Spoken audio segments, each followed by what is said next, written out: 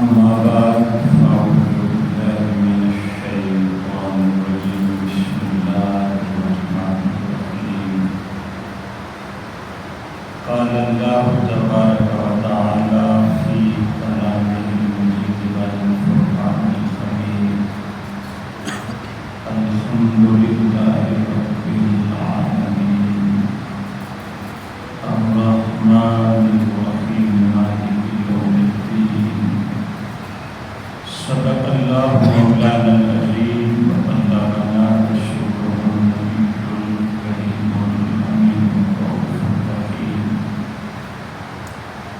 إن الله وملائكته يصلون على النبي يا أيها الذين آمنوا صلوا عليه وسلموا تسليما اللهم صل على سيدنا ومولانا محمد وعلى سيدنا ومولانا محمد وبارك وسلم آخر نبي الصلاة والسلام وعلى آلك وأصحابك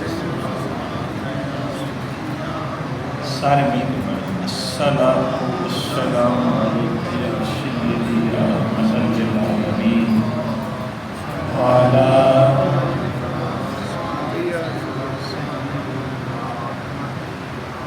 میری طلب بھی انہیں کے کرم کا صدقہ ہے۔ قاری صاحب اکثر ذکر فرماتے ہیں کہ کوئی آئے اس کی مرضی، کوئی نہ آئے اس کی مرضی۔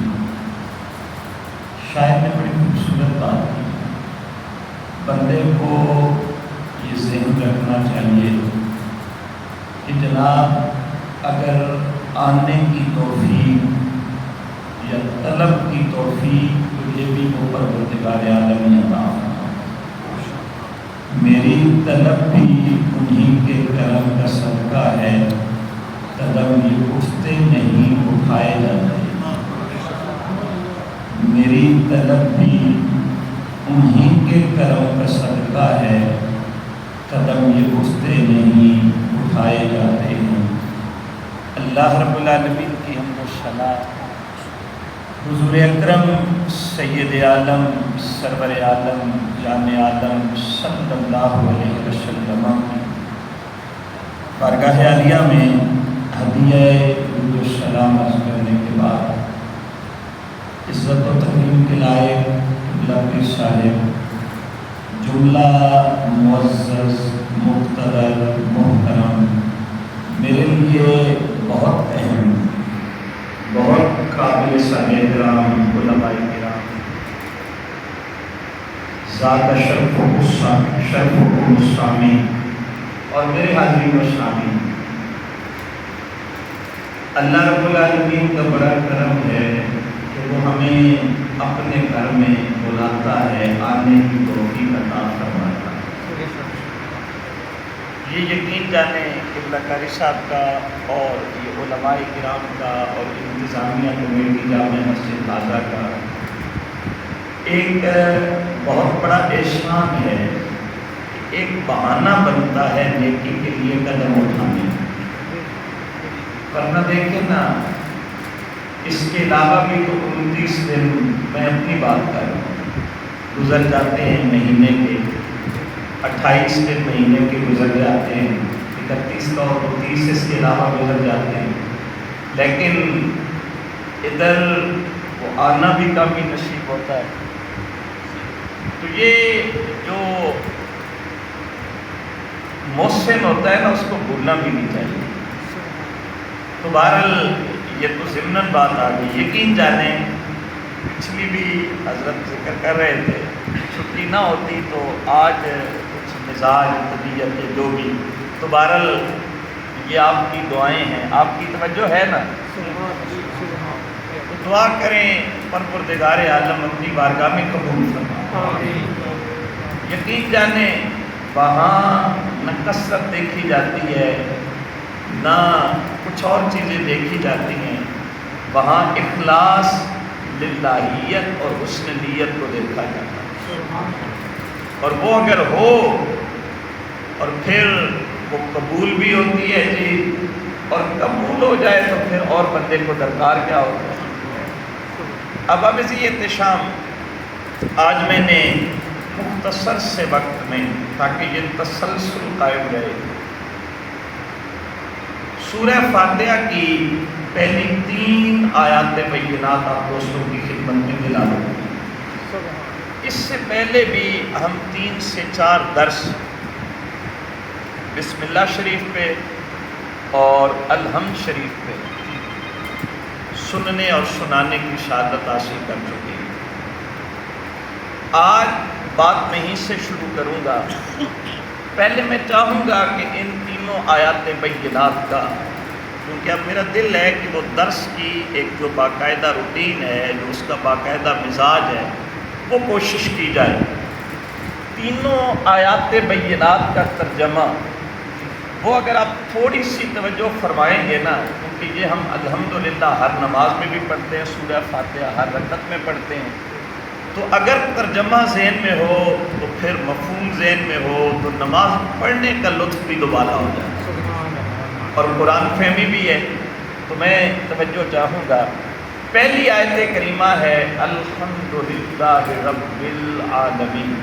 5 لفظ ہیں، 5 ظاہری طور پہ 4 نظر آ رہے ہیں، لیکن حقیقت میں 5 لفظ ہیں۔ الحمد ایک لفظ ہے، للہ یہ ایک نہیں 2، ایک لام ہے، ایک لفظ اللہ ہے، آگے رب یہ 4تھا لفظ ہے، اور عالمین یہ 5واں لفظ ہے۔ ابھی میں صرف ترجمے کی بات کر رہا ہوں۔ الحمد کا معنی ہوتا ہے، سادہ سا معنی کروں جو مجھے اور آپ کو یاد ہے، تمام تعریفیں۔ کیا معنی ہوتا ہے؟ تمام تعریفیں للہ، 2 لفظ ہیں، میں صرف ترجمے پہ بھی فوکس ہوں۔ لام کا معنی ہوتا ہے کے لیے، کیا معنی ہوتا ہے؟ اور لفظ اللہ اس میں جلالت ہے، اس کا معنی ہے اللہ۔ تو ترجمہ کیا ہوگا؟ الحمدللہ، تمام تعریفیں اللہ کے لیے ہیں۔ آگے فرمایا رب العالمین، 2 لفظ۔ رب کا معنی آپ رب ہی کریں، پھر میں اس کے اگلے معنی پہ، چونکہ آج گفتگو کا آغاز یہیں سے ہونا ہے، اس لیے پہلے اس کا معنی ذکر کر کے میں آگے بڑھوں گا، لیکن فی الحال ترجمہ ہے۔ اور عالمین کا معنی ہوتا ہے تمام جہان، یہ عالم کی جمع ہے۔ یہ کس کی جمع ہے؟ عالم کی۔ تو پوری آیت کریمہ کا ترجمہ ہوگا الحمدللہ رب العالمین، تمام تعریفیں اس اللہ کے لیے ہیں جو سارے جہانوں کا پالنے والا ہے، جو سارے جہانوں کا رب ہے۔ آگے اگلی آیت میں 2 لفظ ہیں، الرحمن الرحیم۔ الرحمن یہ بھی راہ اور میم سے نکلا ہے، رحم سے، اور الرحیم یہ بھی رحم سے نکلا ہے۔ میں تھوڑی کوشش کروں گا کہ بات سمجھ آ جائے۔ الرحمن یہ مبالغہ کا صیغہ ہے، اور الرحیم یہ صفت مشبہ کا صیغہ ہے۔ مبالغہ وہ ہوتا ہے جس میں معنی کی زیادتی پائی جاتی ہے، معنی کا اضافہ پایا جاتا ہے، اس لیے ترجمہ صرف مہربان نہیں کریں گے، ترجمہ کریں گے بہت مہربان۔ کیا ترجمہ کریں گے؟ بہت مہربان۔ کوئی آپ سے پوچھ لے کہ آپ نے بہت مہربان ترجمہ کیوں کیا، تو قرآن فہمی کے لیے یہ بات ذہن میں سادی سی رکھ لیں کہ جناب یہ مبالغہ کا صیغہ ہے، مبالغہ میں معنی کی زیادتی پائی جاتی ہے، ہم نے ترجمہ کیا بہت مہربان۔ اگلا لفظ ہے الرحیم۔ میں نے عرض کیا صفت مشبہ ہے، اور صفت مشبہ وہ ہوتی ہے جس میں صفت ہمیشہ کی پائی جاتی ہے، اس لیے اس کے ترجمے میں لفظ ہمیشہ لے کے آئیں گے اور ترجمہ یوں کریں گے بہت مہربان، ہمیشہ رحم فرمانے والا ہے۔ اگلی آیت ہے مالک یوم الدین۔ 3 لفظ ہیں، لفظ مالک ہے، لفظ یوم ہے، لفظ دین ہے۔ مالک کا معنی بھی مالک کر لیں، یوم کہتے ہیں دن کو، ہم اردو میں بھی استعمال کرتے ہیں یوم آزادی، یوم کہتے ہیں دن کو، اور دین بہت سے معنی ہیں۔ تفصیل میں بات عرض کروں گا۔ دین کا جو معنی جس کو ترجیح دی گئی ہے وہ معنی ہے جزا، وہ معنی ہے بدلہ، وہ معنی ہے مکافات۔ تو آسان کریں، ترجمہ ہوگا مالک یوم الدین، وہ یوم جزا کا مالک ہے۔ اور ذرا دل پہ چوٹ اور لگانا چاہیں تو معنی یوں کر لیں، وہ بدلے کے دن کا مالک ہے۔ وہ کیا ہے؟ بدلے کے دن کا مالک ہے۔ تینوں آیات بینات کا اکٹھا ترجمہ ہوگا الحمدللہ رب العالمین، ساری تعریفیں اس اللہ کے لیے ہیں جو سارے جہانوں کا پالنے والا ہے۔ الرحمن الرحیم، بہت مہربان، ہمیشہ رحم فرمانے والا ہے۔ مالک یوم الدین، یوم جزا کا مالک۔ سمجھ آ گئی؟ اب میں پہلا ایک پیغام دینا چاہوں گا اپنے آپ کو بھی اور آپ دوستوں کو بھی۔ عمومی طور پہ انسانی مزاج ہے، انسانی فطرت ہے کہ اس کو اپریشیٹ کیا جائے، اس کی تعریف کی جائے، اور بندہ بعض اوقات اس تناظر میں سوال و جواب بھی کرتا ہے، میں نے وہاں پہ درس دیا، لوگ کیا کہتے تھے، مطلب ہے کہ میری تعریف کی گئی یا نہیں کی گئی، اور اسی تعریف کے چکر میں بندہ انا پرستی کا شکار بھی ہو جاتا ہے، غرور و تکبر کی دنیا میں بھی چلا جاتا ہے۔ اللہ رب العالمین نے قرآن کریم کا آغاز کیا، فرمایا تمام تعریفیں اس اللہ کے لیے ہیں جو سارے جہانوں کا پالنے والا ہے۔ جہاں پہلا پیغام یہ ملا ساری تعریفیں رب العالمین کے لیے ہیں، وہاں اس آیت کے دامن میں کھڑے ہو جاؤ، ایک اور پیغام ہوا کے جھونکے کی طرح انسان کے ذہن پہ دستک دے رہا ہے کہ بندے کو اگر زیب دیتی ہے تو عاجزی زیب دیتی ہے، بندے کو اگر زیب دیتی ہے تو تواضع زیب دیتی ہے، بندے کو اگر کوئی چیز خوبصورت لگتی ہے تو وہ انکساری جو ہے وہ خوبصورت لگتی ہے۔ بندہ جتنا جھکتا چلا جائے گا اتنا حقیقت میں مانتا چلا جائے گا کہ ساری تعریفیں رب العالمین کے لیے ہیں۔ نعرہ تکبیر، نعرہ رسالہ، نعرہ خلافہ۔ اچھا اب اسی وقت الحمد ہے 2 درسوں میں بحث ہو چکی۔ آج آغاز کریں گے لفظ اللہ میں بھی بحث ہوگی، رب سے۔ رب کے لیے ہم ایک لفظ استعمال کرتے ہیں تربیت۔ کیا لفظ استعمال کرتے ہیں؟ تربیت۔ یہ لفظ ہمیں توکل سکھا رہا ہے، یہ لفظ ہمیں توکل سکھا رہا ہے۔ کیسے؟ علامہ محمود آلوسی بغدادی رحمۃ اللہ تعالی علیہ آپ لفظ تربیت کا معنی بیان کرتے ہیں، فرماتے ہیں تبلیغ الشیء الی کمالہ بحسب استعدادہ الازلی شیئا فشیئا، کسی چیز میں جو ازلی استعداد، صلاحیت، اہلیت موجود ہوتی ہے اس کے مطابق اس چیز کو آہستہ آہستہ نقطہ کمال تک پہنچانا، عروج تک پہنچانا، اس کو تربیت کہتے ہیں۔ گویا اس کا معنی یہ ہے اللہ ہمارا رب ہے اور ہمارا رب وہ ہے جتنی صلاحیت ہم میں موجود ہے، جتنی اہلیت ہم میں موجود ہے، اسی کے مطابق وہ انسان کو نقطہ کمال تک پہنچانے والا ہے۔ اس لیے زندگی کے کسی موڑ میں نہ بندے کو گھبرانا چاہیے، نہ بندے کو مایوس ہونا چاہیے، نہ بندے کو پریشان ہونا چاہیے، بلکہ کہنے والے نے کہا تھا توکل کا یہ مطلب ہے کہ خنجر تیز رکھ اپنا اور انجام اس کی تیزی کا مقدر کے حوالے کر۔ اب اسی وقت چونکہ ہمارا رب وہ ہے جو نقطہ کمال تک پہنچانے والا ہے، لیکن اس استعداد کے مطابق جو موجود ہوگی، جو صلاحیت موجود ہوگی۔ اگلا لفظ عالمین ہے۔ میں توجہ چاہوں گا، میں آپ کی باتوں کی طرف آنا چاہوں گا، لیکن قرآن فہمی ہے، ہمیں پتہ ہونا چاہیے کہ اہم چیز اس میں کیا ہے۔ عالمین کا لفظ جمع ہے، اس کا واحد عالم ہے، اور یہ لفظ نکلا ہے علم سے۔ کس سے؟